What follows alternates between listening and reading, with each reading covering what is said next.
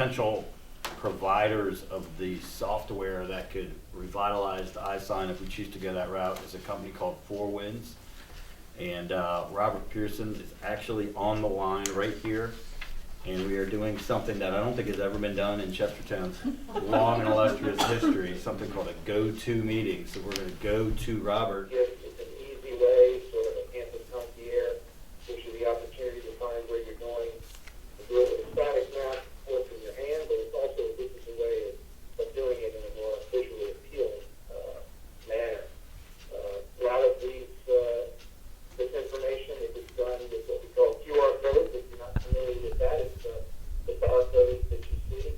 A lot of times, in certain instances, if you want to, you can put QR codes right next, somewhere around here on the drive, what they call their patented go board. And the go board is basically just that, a virtual concierge. It allows you to go up to the board without having to interact with anybody.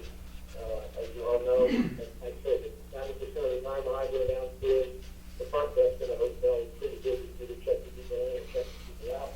This gives you a way to come in and interact and find things about breakfast that you may want to be looking. You may want to look for a location nearby. It could be something that's in the exact location that you're at.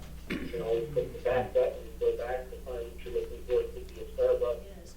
This is just another tool that we can use to drive business in Chestertown.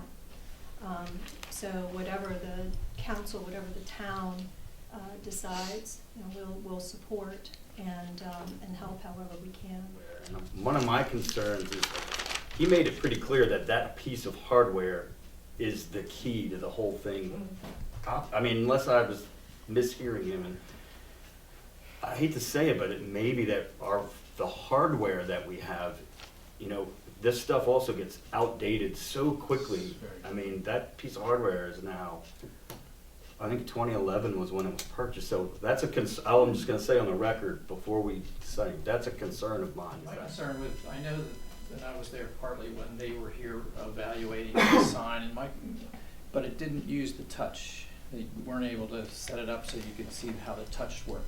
And that to me is critical to this sign. I mean, if the touch, in its outdoor case, if the touch works properly, then that's one thing. If it doesn't, then there is an inherent problem with the case and the touch screen combination.